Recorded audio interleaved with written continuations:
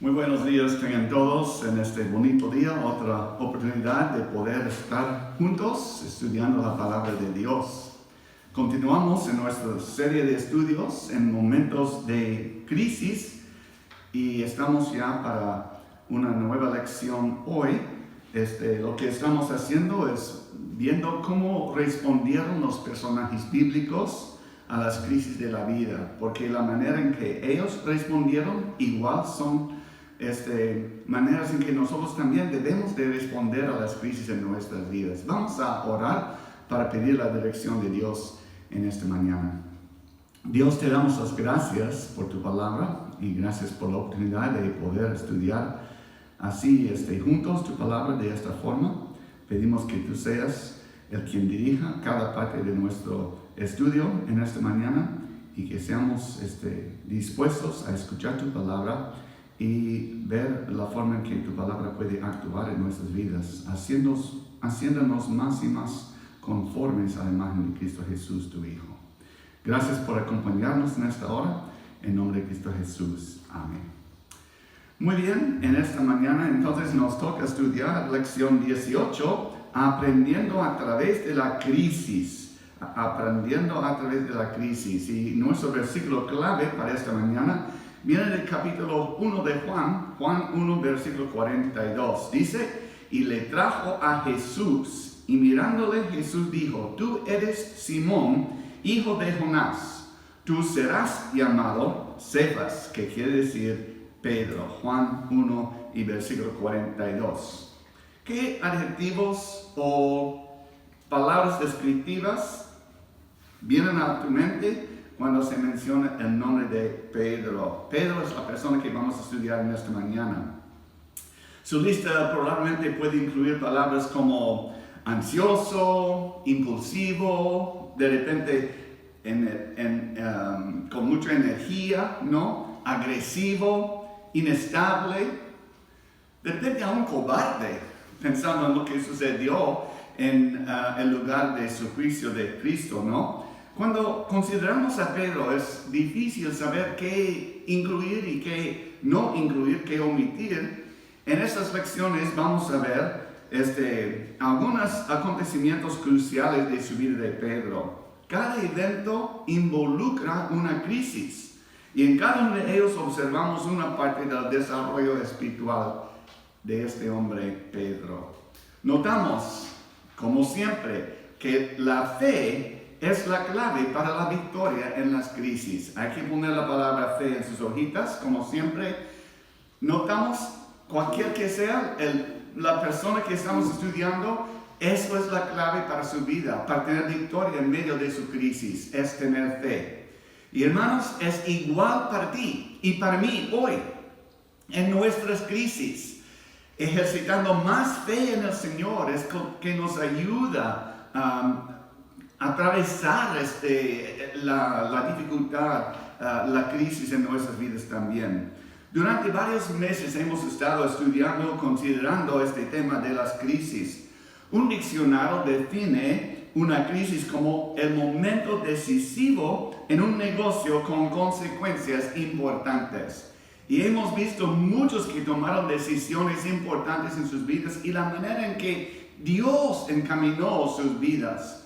En verdad, la realidad de Romanos 8:28, aún en medio de la crisis, no queremos escuchar ese versículo, pero el versículo dice que todas las cosas nos ayudan a bien, los que son llamados por Dios, ¿no? Y nosotros tenemos que entender entonces, en medio de la crisis, que Dios tiene control. Él es soberano y debemos poner nuestra fe en Él en momentos de crisis. A partir de nuestra propia experiencia sabemos que algunas crisis son importantes y algunas no tanto. Entonces así vamos a tocar algunos incidentes, cosas de su vida de Pedro, algunas grandes decisiones y otros más pequeños. Pero en cada uno vemos que cada experiencia es muy importante en su vida para su desarrollo espiritual de este hombre. En cada uno de los casos, si hubiese él reaccionado diferente, de repente los resultados, las consecuencias también hubieran sido algo diferente también. Vamos a empezar en esta mañana entonces considerando su crisis en la conversión y en el llamado. Crisis en la conversión y el llamado. ¿Recuerdas que el mensaje de Juan el Bautista en nuestra última lección era: He aquí el Cordero de Dios? 2 discípulos escucharon este mensaje de Juan, que eran discípulos de Juan, pero dejaron a Juan para seguir a Cristo. Y uno de esos fue Andrés. Vamos al libro de Marcos, por favor. Marcos capítulo 1, para leer versículos 16 al 20. Marcos 1, versículo 16. Dice: andando junto al mar de Galilea, vio a Simón y a Andrés su hermano, que echaban la red en el mar porque eran pescadores. Y les dijo Jesús: venid en pos de mí, y haré que seáis pescadores de hombres. Y dejando luego sus redes, le siguieron. Pasando de ahí un poco más adelante, vio a Jacobo, hijo de Zebedeo, y a Juan su hermano, también ellos en la barca, que remendaban las redes. Y luego los llamó, y dejando su padre Zebedeo en la barca con los jornaleros, le siguieron. Vemos aquí 4 discípulos llamados de sus barcos para seguir a Jesús, ¿no? Pero lo que vemos en Mateo capítulo 1 es que uno de los discípulos seguidores de Juan el Bautista era el hombre Andrés. Y Andrés trajo a Pedro, su hermano, a Cristo. Y dice Andrés en Juan capítulo 1, hermano de Simón Pedro, era uno de los que habían oído a Juan y había seguido a Jesús. Halló primero a Simón y le dijo: hemos hallado al Mesías, que traducido es el Cristo, y le trajo a Jesús.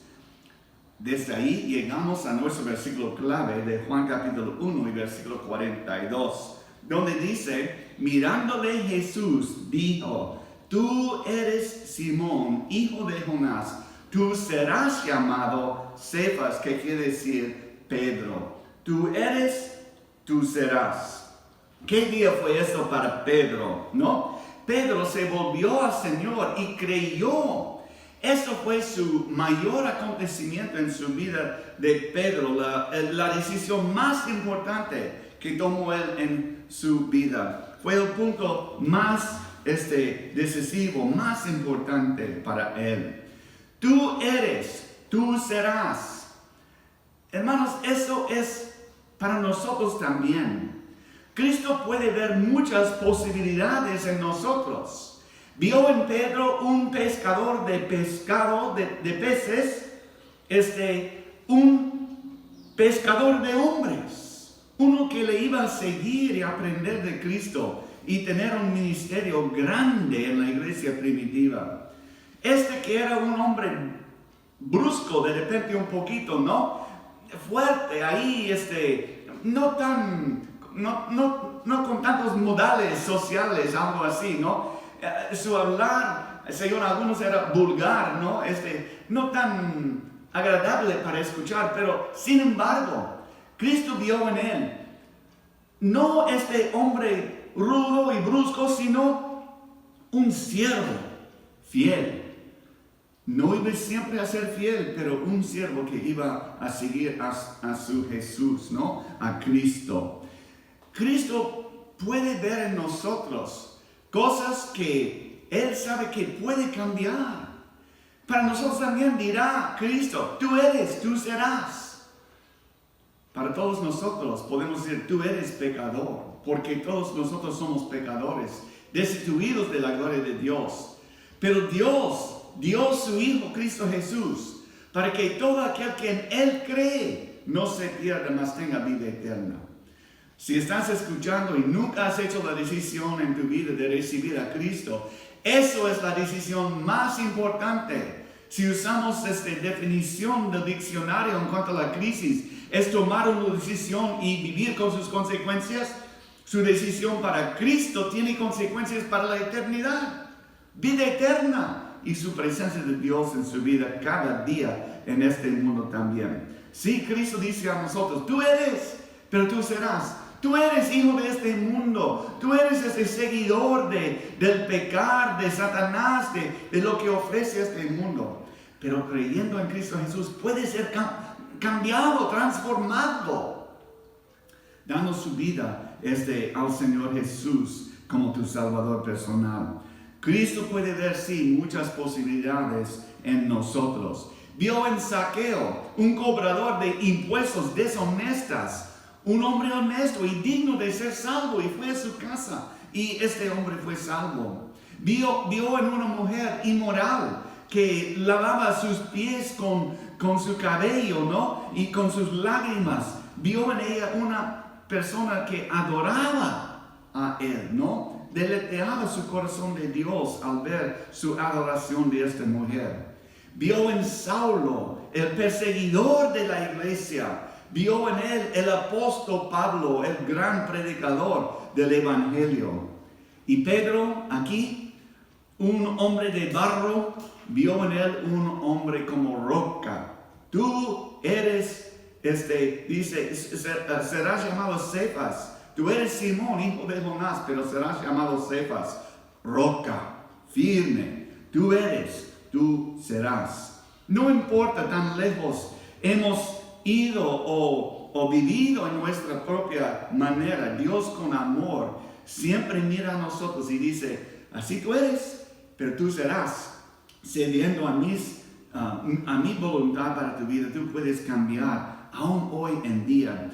Dios, en verdad, mirando a nosotros, quita de nosotros todo lo que no es semejante a Cristo, porque su propósito es que seamos, según Romanos 8:29, hechos conforme a la imagen de Cristo Jesús.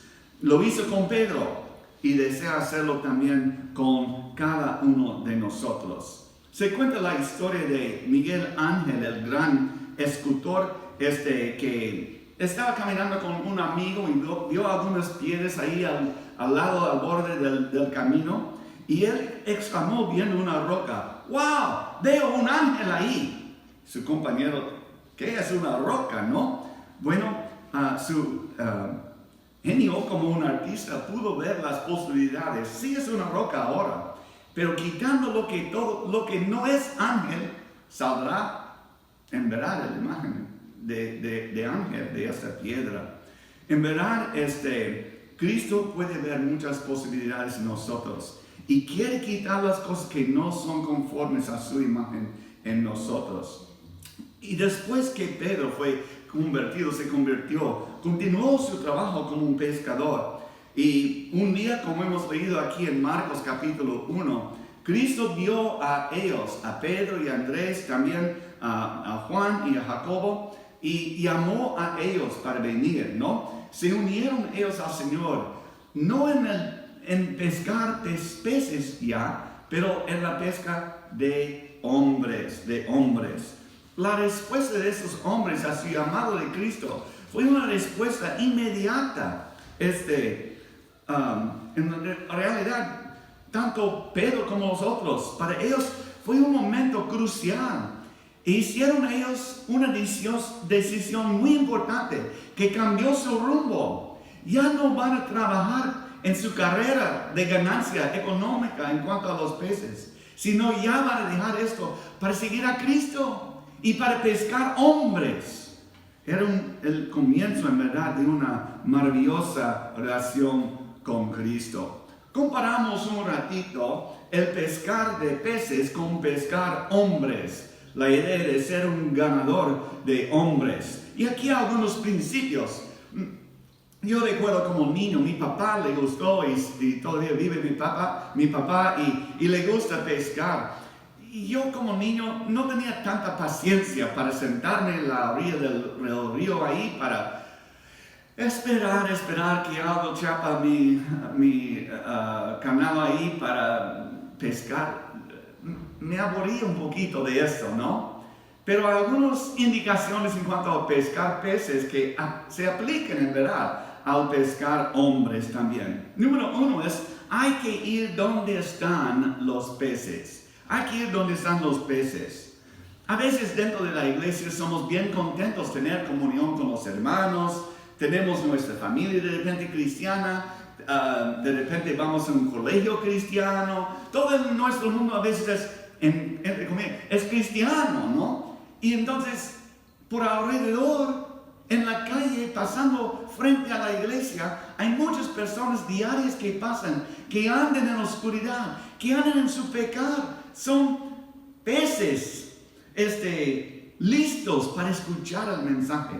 Tenemos que ir donde están ellos para evangelizarles con la palabra de Dios, darles el mensaje de vida por fe en Cristo Jesús. 2. Hay que saber cuál es la mejor carnada para usar. Si uno está pescando un cierto tipo de pez, tiene que usar cierto tipo de carnada. Y para otro también. Entonces hay que saber.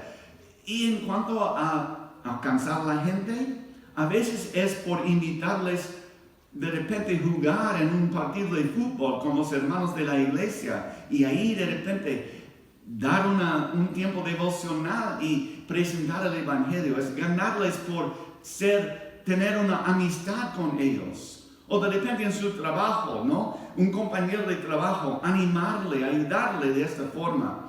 Cada persona incrédulo necesita ser ganado y tenemos que buscar las formas de hacerlo, de presentar el evangelio.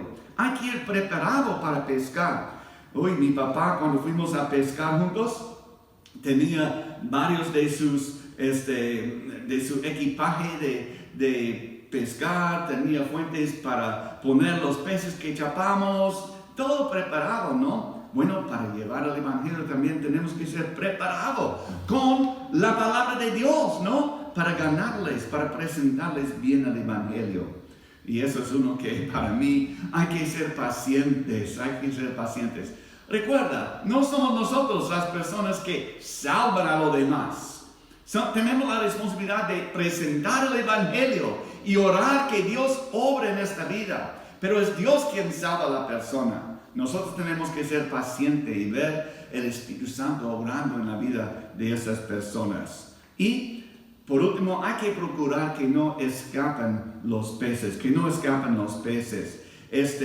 Una vez en la línea, mi papá tenía una red pequeña que ponía debajo del pez para jalarlo al barco o a la orilla del mar o del río ahí, para que no se escape. Ya está ahí conectado con el gancho, pero de repente escapa en su mover. Entonces hay que estar seguro que no escapen los peces. Los que estamos testificando, hay que buscar la forma de continuar a presentar el evangelio hasta que sean salvos por la misericordia de Dios. El pescador serio va bien aprovisionado de carnadas. Y si tomamos en serio nuestro deber de ser pescadores de hombres también, de guiar personas a Cristo, al Salvador, debemos también estar bien preparados. Vemos en verdad en la historia de Pedro y Andrés y los otros, vemos una cadena del evangelio aquí, una cadena de la presentación del evangelio. Primeramente fue el que fue llamado por Dios antes de su nacimiento para preparar el camino del Señor, Juan el Bautista. Vemos entonces un principio. Juan el Bautista creció y empezó su ministerio como el que predicó la palabra de arrepentimiento. Muchas personas creyeron, le siguieron a él, más bien le siguieron a Cristo, el enfoque de su mensaje. Y uno de estos fue Andrés.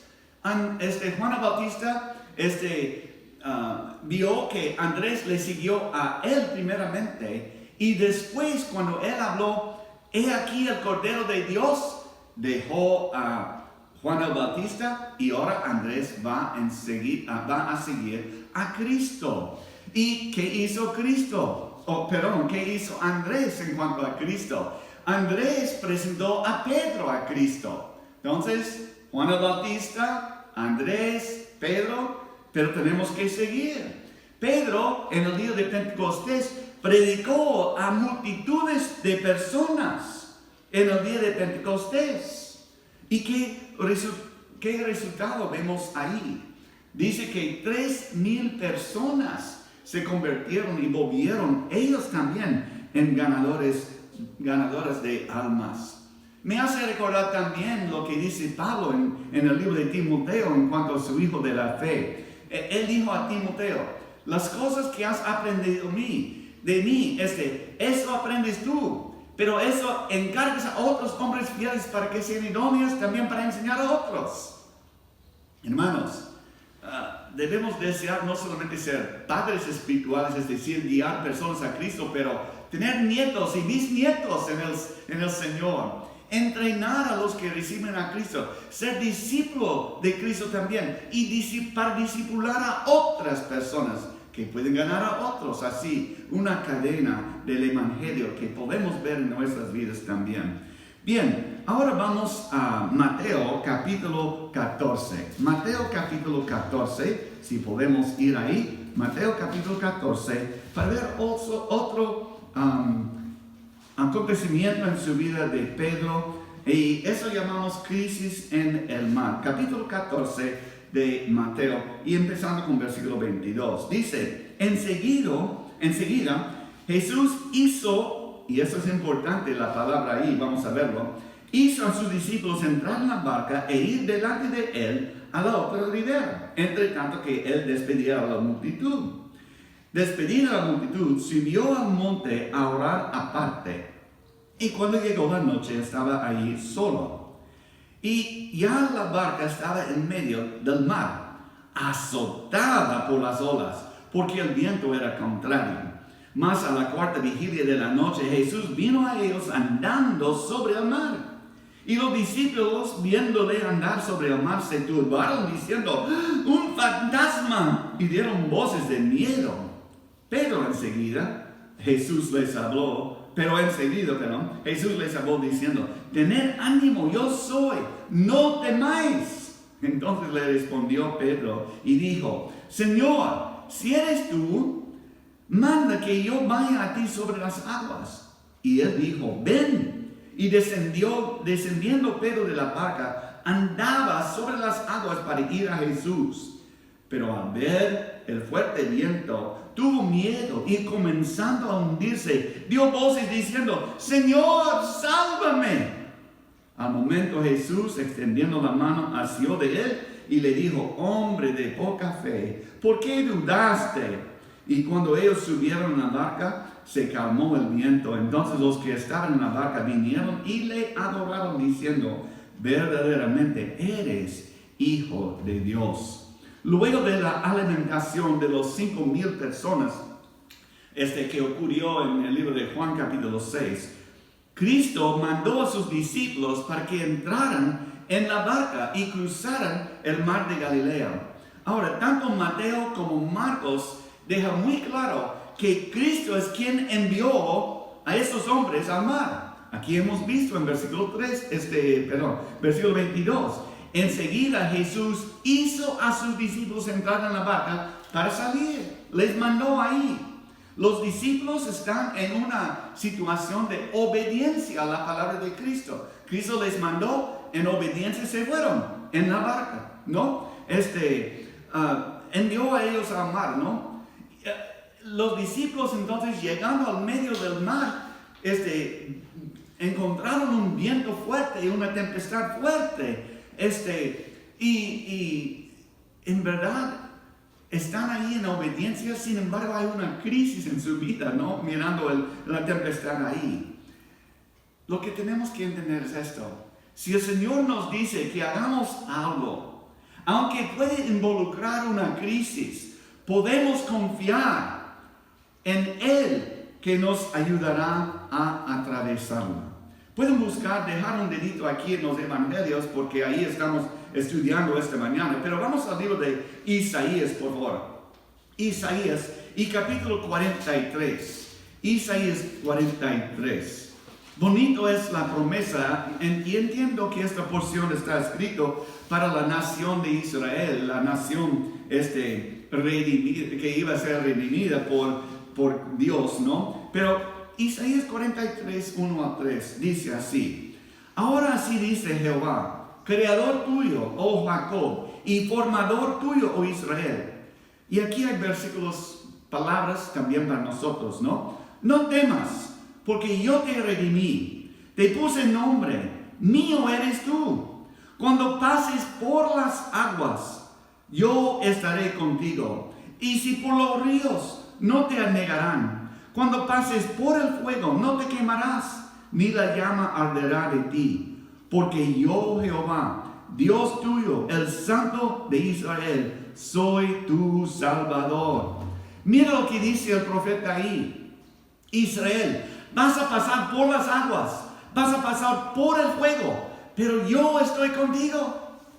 Hermanos, sufrimos, bueno, a nuestra manera de pensar, sufrimos crisis en nuestras vidas y decimos, ¡ay de mí! Pero si Dios nos manda a pasar por esas aguas profundas, Él está a nuestro lado, Él está con nosotros y podemos confiar que Él nos ayudará en medio de la crisis para pasar la crisis. Los discípulos en medio del mar, podían ellos entender y confiar en Cristo, quien les mandó ahí.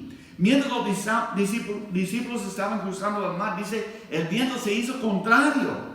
Son expertos en usar barcas, esos discípulos, ¿no es cierto? Por lo menos los 4 que salieron de su trabajo de ser pescador, ¿no? Estaba oscuro, Jesús no está con ellos. Y aunque los discípulos no podían ver a Jesús, Él sí podía ver a ellos y su dificultad. Y fue a ellos, pero caminando en el agua, encima del agua. De repente los hombres vieron una figura en medio del mar tempestuoso. ¿Qué es esto? Y pensaron, era una fantasma. Y su reacción, en verdad, era una reacción típica, una reacción de miedo.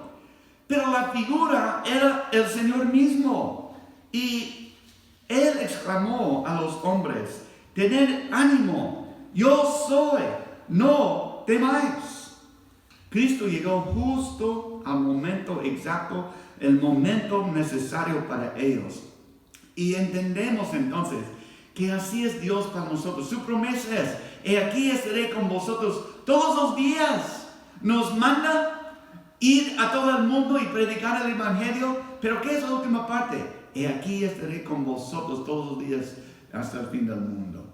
Nos manda y está con nosotros. Mandó a los discípulos al mar y estuvo con ellos. Y dijo a ellos, no temáis, no, soy yo. Y Pedro, ¿cómo respondió? ¿No? En Mateo 14, otra vez volviendo al versículo 28. Entonces, al escuchar la voz de Cristo, ¡ay! El Señor está con nosotros. ¿Qué dice él? Señor, si eres tú, manda que yo vaya a ti sobre las aguas.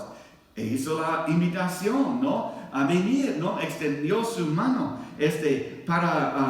para ir a Jesús. Su respuesta de Jesús a su pregunta de Pedro era simplemente, ven, confía en mí. Sí hay una tempestad, sí hay vientos y olas contrarias, pero hay que confiar en mí, ¿no?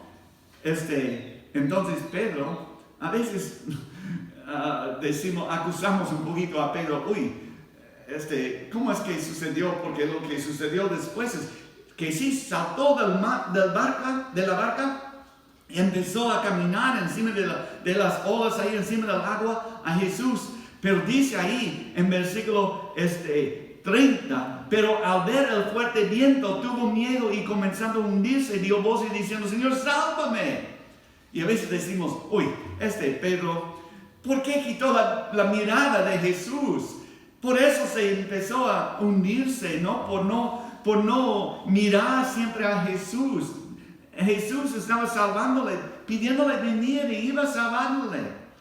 Pero recuerda mi ilustración de antes de apuntar el dedo a Pedro y decir, ay, Pedro, ¿por qué tuvo tan poca fe?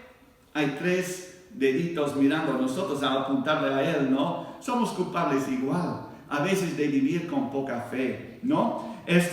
Pedro aprendió algo de esta crisis, ¿no? Dejó de mirar al Señor justo al momento necesario y pidió entonces, Señor, sálvame. y Jesús le rescató. A veces han sido criticados demasiado por su falta de fe, pero por lo menos él salió de la barca. Los demás se quedaron ahí en la barca, ¿no? Él por lo menos tuvo la fe para ir a Jesús. Si eres tú, pídeme que venga a ti. Ven. Y él salió, ¿no? Lo demás, ¿qué hicieron ellos? Una vez que fue calmada la tempestad, adoraron a Jesús, ¿no? Por lo menos podemos pensar que Pedro tenía mucha fe para mirar a Dios y empezar a caminar sobre las aguas. Alguien ha dicho esto así: un Pedro creyente y mojado es mejor que un Tomás seco e incrédulo, ¿no? Nuestras experiencias de crisis son siempre momentos de aprendizaje. Es peligroso dudar en medio de las crisis. Hay que mantener tus ojos en Cristo Jesús. Y lo que decimos a veces es esto: no dudas en la oscuridad lo que Dios te ha prometido en la luz. El mismo Dios con ellos en la ribera del mar, dando alimentación para 5,000 personas, es el mismo Cristo ahí en el monte orando, el mismo Cristo andando sobre el agua, el mismo Cristo en su barca calmando la tempestad. Y es nuestro Dios también. Cuando hay vientos contrarios, cuando hay luchas fuertes en nuestras vidas, hay que mirar a Dios y no dudar lo que Él promete a nosotros en la luz. Cuando todo anda bien, es fácil confiar en Dios. Cuando las cosas van de peor en peor, a veces quitamos la mirada y pensamos: ¡ay de mí!, sin mirar al Dios de la circunstancia. Otra manera de verlo es esto: el agua que amenaza estar sobre nuestra cabeza está bajo los pies de Cristo. Cristo no iba a dejar a Pedro hundirse y morir en este mar, ¿no? Le pidió a él: ven. Y en obediencia salió de la barca y fue a su Señor, ¿no? Y entonces las aguas bajo su control no iban a chaparle para hacerle morir, ¿no? Dios le salvó a él. Y en nuestro momento de necesidad, Dios también quiere proveer por nosotros, quiere darnos primeramente la decisión más importante, la salvación, depender en Él completamente por fe para nuestra salvación. Pero después, siendo hijos de Él, depender de Él diariamente también para su provisión. Aquí estamos en Mateo. Vamos un poquito más adelante, Mateo capítulo 18, por favor. Y vamos a ver ahora crisis en las relaciones. Crisis en las relaciones. Mateo capítulo 18, versículos 21 y 22. Entonces se acercó Pedro y le dijo: Señor, ¿cuántas veces perdonaré a mi hermano que peque contra mí? ¿Hasta 7? Parece Pedro: 7 veces para la misma ofensa. Mucho, ¿no? Y de repente los demás discípulos también pensaron igual. Ya, suena bien, ¿no? 7 veces. Pero su respuesta de Jesús le dijo: no te digo hasta 7, sino aún hasta 70 veces 7. ¡Wow! Pedro era un hombre especial, en verdad. Parece que debería haber sido amigo de cualquier persona. Tenía una relación con los otros discípulos, una relación buena con ellos. Cuando se nombran los nombres de los discípulos, siempre ahí está Pedro en primer lugar. Probablemente porque era un líder natural. Era una persona extrovertida. Pero algo impulsó a Pedro a preguntar al Señor acerca de su relación con las demás personas. ¿Cuántas veces perdonaré a mi hermano que peque contra mí? Y la pregunta es: ¿hasta 7? Como digo, es seguro que él está pensando: eso es un buen número, ¿no? 7 veces, ¿no es cierto? Y tal vez algunos de ellos pensaron: ay, está exagerando, ¿no? 7, muchas veces, ¿no? Pero la respuesta del Señor: no te digo hasta 7, sino aún hasta 70 veces 7, 490 veces, ¿no? En otras palabras, el perdón no tiene límites. Hermanos, si hay crisis en nuestras relaciones con otros hermanos, con seres queridos en nuestras familias, con los incrédulos. El perdón es muy importante. Y cuando vemos las palabras de Cristo en dar una oración modelo a sus discípulos, dijo que una parte de su pedido es perdónanos, ¿no? Por nuestras ofensas. Pero la enseñanza en la Biblia es esto: si no perdonamos a nuestro hermano, ¿cómo puede Dios perdonar a nosotros? Es muy importante estar al día en cuanto a las ofensas unos con otros, porque en verdad no son ofensas solamente contra otra persona, son ofensas contra Dios. Entonces el perdón es muy importante, pensando en cuánto Dios nos ha perdonado para darnos la salvación. Debemos de desear también perdonar a otros. Necesitamos un espíritu perdonador. Es entendible que a veces las ofensas son grandes, pero ¿qué tal nuestro pecar ante de Dios Santo? Mi pregunta es esto, por ejemplo, en tu vida, ¿has pecado 490 veces? Claro que sí, todos, ¿no? Aún los más pequeños han pecado muchas veces delante de Dios. Y si has confesado ese pecado, ¿cuántas veces has sido perdonado? Siempre. Si pecamos una sola vez, o digamos 3 veces al día, no más, es poco, ¿no? Pero en un año son más de 1000 ofensas que tenemos contra Dios. Y si confesamos nuestros pecados, Él es fiel y justo para perdonarnos, limpiarnos de toda maldad. Hermanos, debemos tener un espíritu perdonador. Eso es otra cosa para aprender de la vida de Pedro. Y por último, vemos crisis en la comunión. Y para esto vamos al libro de Juan, el Evangelio de Juan, y capítulo 13. Juan capítulo 13. Y es la historia casi al final de su vida, cuando Cristo cenó con sus discípulos y Él lavó los pies de sus discípulos. Mira lo que empieza ahí vamos con versículo 1 para empezar. Antes de la fiesta de la Pascua, estamos en Juan 13, versículo 1, sabiendo Jesús que su hora había llegado para que pasase de este mundo al Padre, como había amado a los hijos que estaban en el mundo, los amó hasta el fin. Y cuando cenaban, como el diablo había ya puesto en el corazón de Judas Iscariote, hijo de Simón, que entregase, sabiendo Jesús que el Padre le había dado todas las cosas en las manos, y que había salido de Dios, y a Dios iba, se levantó de la cena, y se quitó su manto, y tomando una toalla, se ciñó. Luego puso agua en un lebrillo, y comenzó a lavar los pies de los discípulos, y enjugarlos con la toalla con que estaba ceñido. Donde vino a Simón Pedro. Otra vez aquí vemos resaltando el nombre y la persona de Simón Pedro, versículo 6. Y Pedro le dijo: Señor, ¿tú me lavas los pies? Como incrédulo, ¿no? ¿Qué haces? Respondió Jesús y le dijo: lo que yo hago, tú no lo comprendes ahora, mas lo entenderás después. Pedro le dijo: no me lavarás los pies jamás. Jesús le respondió: si no te lavare, no tendrás parte conmigo. Le dijo Simón Pedro: Señor, no solo mis pies entonces, sino también las manos y la cabeza.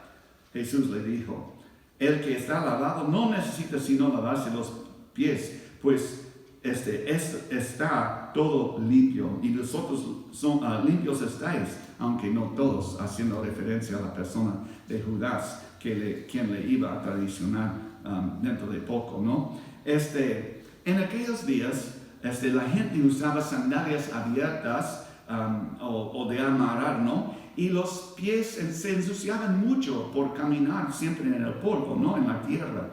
Y se esperaban al llegar a una casa como visita, que un siervo de la casa está en la puerta con una toalla y un lebrillo de agua para lavar los pies y así entrar en la casa, ¿no? En esta ocasión, Dios había pedido a sus discípulos preparar la cena de la Pascua para Él y sus discípulos en esta casa, en este lugar, ¿no? Y habían preparado todo menos una cosa. No prepararon o no designaron una persona para lavar los pies, para entrar. Entonces, todos entraron con pies sucios, se sentaron a la mesa y comieron y todo. No había ningún siervo disponible para lavar sus pies, ¿no? Nadie se inclinaba, pero Jesús sí. Y cuando Cristo llegó donde estuvo ahí, estaba Pedro, él protestó: no me laves los pies nunca. Ahora, en verdad, para lavar los pies, para lavar mis propios pies está bien, pero lavar los pies de otras personas, un poquito no estamos así, no tanto me gusta esta idea, ¿no? Entendemos lo que dice Pedro, ¿no? No me laves los pies, por favor, ¿no? Es tarea de un siervo. Pero ahí es Cristo el siervo, tomando este lugar, ¿no? Él quien vino no para ser servido, sino para servir y para dar su vida. Está demostrándolo en este acto de lavamiento de los pies. Entonces, Pedro dice: ok, si tienes que lavar mis pies, no solamente mis pies, entonces quiero ser más limpio. ¿Por qué no me lavas todo mi cuerpo, no? Porque Jesús le había dicho a él en versículo 8, ¿no? La primera parte, o la segunda parte, perdón: si no te lavare, no tendrás parte conmigo. Entonces, Pedro decidió que tendría que tener un baño completo, pero el Señor dijo: no es necesario hasta solamente los pies. El lavado de los pies era un símbolo de la necesidad de limpiar con la palabra de Dios nuestro andar diario, ¿no? Salmo 119, versículo 9 dice: ¿con qué limpiará el joven su camino? Con guardar su palabra. Necesitamos diariamente el lavamiento de la palabra de Dios en nuestras vidas para nuestro andar. La limpieza completa tuvo lugar cuando nacimos de nuevo, cuando aceptamos a Cristo. Tito describe esto en Tito 3, 5 a 7. Nos salvó no por obras de justicia que nosotros hubiéramos hecho, sino por su misericordia, por el lavamiento de la regeneración y renovación del Espíritu Santo, el cual derramó en nosotros abundantemente por Jesucristo nuestro Salvador, para que, justificados por su gracia, viniésemos a ser herederos conforme a la esperanza de la vida eterna. Cristo estaba diciendo a Pedro: si no dejas a mí lavar tus pies, tu comunión conmigo está en peligro. No está en peligro de perder su salvación, su relación directa con el Señor. Y por eso decimos así: la unión de Pedro con Cristo no sería afectada si no fuera así, lavado. No era su unión con Cristo afectada, sino su comunión. Sí afectaría su comunión. Este acto de lavamiento de los pies era un símbolo de identificación con la persona de Cristo Jesús. Y no dependía su salvación en este acto, sino la comunión íntima con su Señor. Verdaderamente es una gran crisis perder la comunión con el Señor. Recuerda a Adán y Eva. Su costumbre era de caminar con Dios en el huerto de Edén todos los días, ¿no? En la frescura del día. Pero el mismo día que pecaron, en Génesis capítulo 3, dice que se reconocieron que eran desnudos y se escondieron. Y vino Dios como normal para tener comunión con ellos. Adán, ¿dónde estás? Estuve desnudo y me escondí. Uy, el pecar que hizo quebrantó la relación íntima con Dios, con Adán y Eva. Y es igual para nosotros. Pecado guardado en nuestras vidas también nos quita de la comunión íntima con nuestro Dios. Pero gracias a Dios, Juan escribió en Juan 1, versículo 9: si confesamos nuestros pecados, Él es fiel y justo para perdonar nuestros pecados y limpiarnos de toda maldad. Pedro aprendió que este tipo de lavamiento demanda sumisión, no simplemente el lavamiento de regeneración, la salvación, pero diariamente un lavamiento para tener comunión con nuestro Dios. Cristo nos invita a nosotros sentarnos a su mesa, pero debemos tener los pies y las manos limpios, ¿no es cierto? He aquí, dice en Apocalipsis 3:20, estoy a la puerta y llamo. Si alguno oye mi voz y abre la puerta, entraré a él, cenaré con él y él conmigo. Luego, pensamos, a llegar ahí con la impureza del mundo es privarnos de esta cena íntima, la dulzura de su amor, la intimidad que Él desea ferviente tener con sus hijos. Para sus hijos de Dios, la palabra de Dios es muy importante por nosotros. ¿Qué dice su palabra en cuanto a la habilidad de lavarnos, ¿no? Lavar nuestro andar diario? Número 1, produce fe, la palabra de Dios. Juan 20:31, pero estas se han escrito para que creáis en el Hijo, que Cristo es el Hijo de Dios, que Jesús es el Cristo, el Hijo de Dios, y para que creyendo tengáis vida en su nombre. Entonces, la palabra de Dios produce fe, está escrito para que tengamos fe, ilumina nuestro camino, lámpara a mis pies y lumbrera mi camino, dice ese Salmo 119, 105. Produce obediencia y tendrá consigo y leerá en él todos los días de su vida, para que aprenda a temer a Jehová su Dios, para guardar todas las palabras de esta ley y estos estatutos para ponerlos por obra. Hay que leer la ley, la palabra de Dios, y ponerlo por obra, guardarlo, obedecer su palabra. Limpia también, hemos ya mencionado este versículo, limpia nuestros caminos también. ¿Con qué limpiará el joven su camino? Con guardar su palabra, ¿no? Y nos guarda del pecado, Dice Salmo 119, versículo 11, en mi corazón he guardado tus dichos para no pecar contra ti. Lo más que estamos llenando nuestro corazón con la palabra de Dios, lo menos que vamos a ser afectados por la tentación y el pecado. También limpia nuestra vida. Dice en Juan 15:3, ya vosotros estáis limpios por la palabra que yo os he hablado. Y estimula el crecimiento espiritual. 1 Pedro 2:2, desead como niños recién nacidos la leche espiritual, no adulterada, para que por ella crezcáis para salvación. 1 Pedro 2:2. Pedro atravesó, en verdad, crisis tras crisis en su vida. Algunos de ellos fueron más grandes que otros, pero cada experiencia fue algo de importancia en el desarrollo espiritual de este hombre, de este siervo de Dios, de Pedro, ¿no? El Señor quiere también hacer su voluntad en nuestras vidas, en tu vida. La pregunta es esto, ¿le permites hacerlo? Agradezcámosle al Señor por cada obstáculo en el camino y que de la crisis vayamos a Cristo creciendo más en nuestra fe.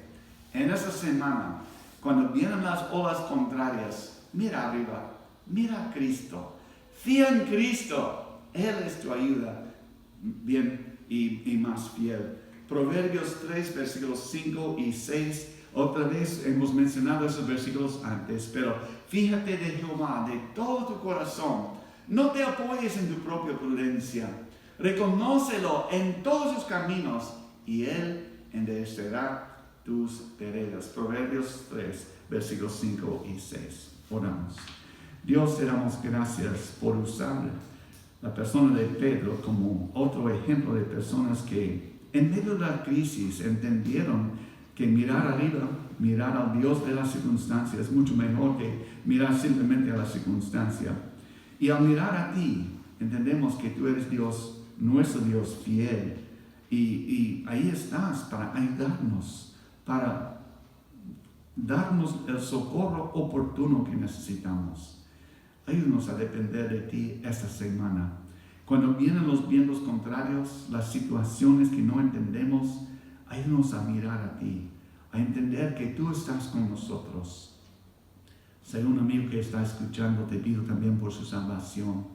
El que no tiene a Cristo no puede esperar la ayuda de Dios si no tiene a Cristo en su corazón. Entonces, pedimos, Señor, por su salvación, que hoy día sea día de salvación para estas personas.